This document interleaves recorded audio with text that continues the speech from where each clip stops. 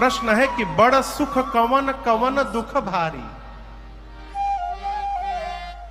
सबसे बड़ा सुख कौन सा है और सबसे बड़ा दुख कौन सा है? तब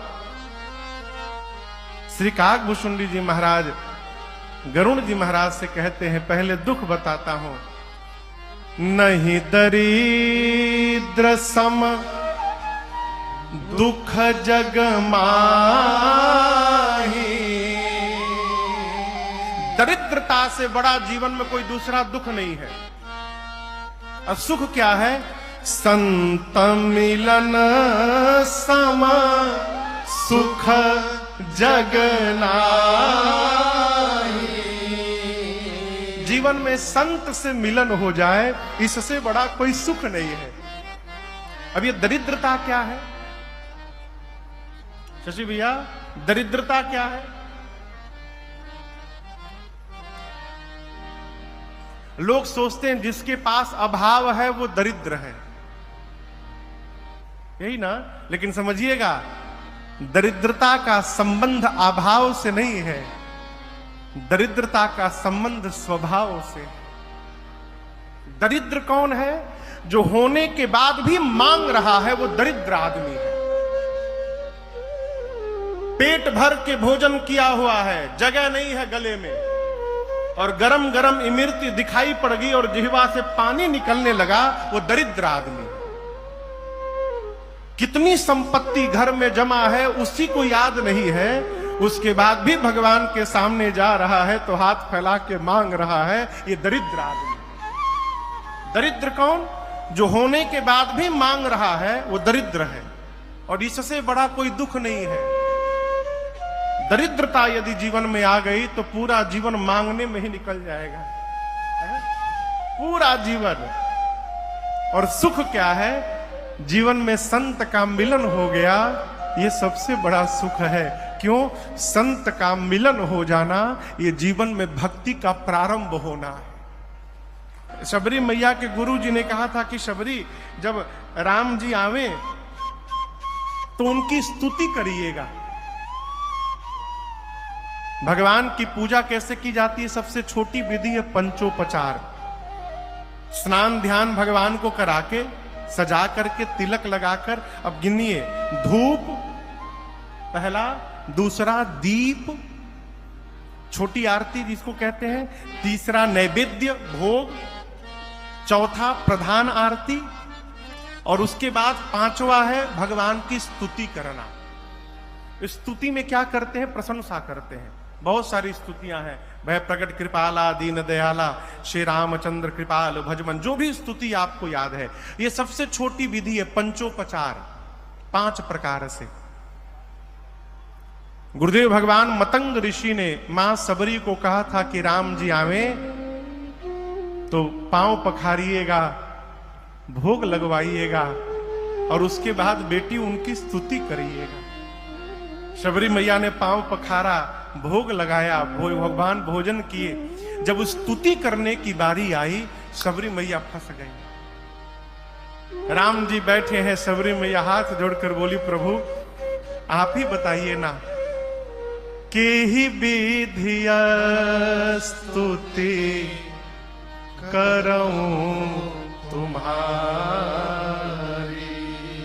प्रभु अधमा जाति में जड़मति भारी।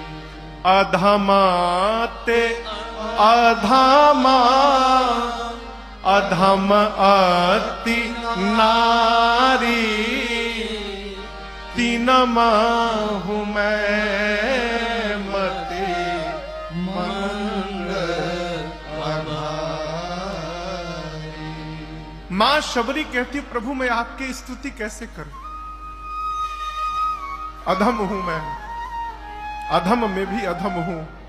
हे पाप शत्रु, पाप की धरती पर मैंने जन्म लिया है। मैं पढ़ी लिखी नहीं हूं नाथ, मैं गंवार हूं, मति से मंद हूं। मैं आपकी स्तुति कैसे कर पाऊंगी? मैं कुछ नहीं जानती हूं।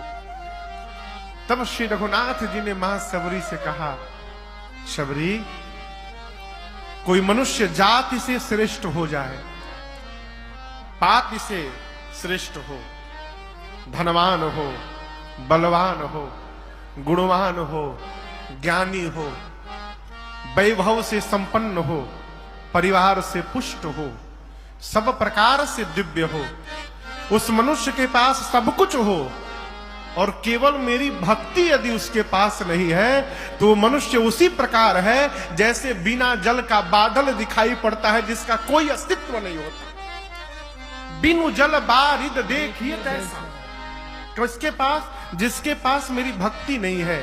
राम जी ने कहा मैं जाति पात कुछ नहीं मानता, मैं केवल एक भक्ति का नाता मानता हूं। मानव एक भगत कर नाता, और आप में नवों की नवों भक्ति है।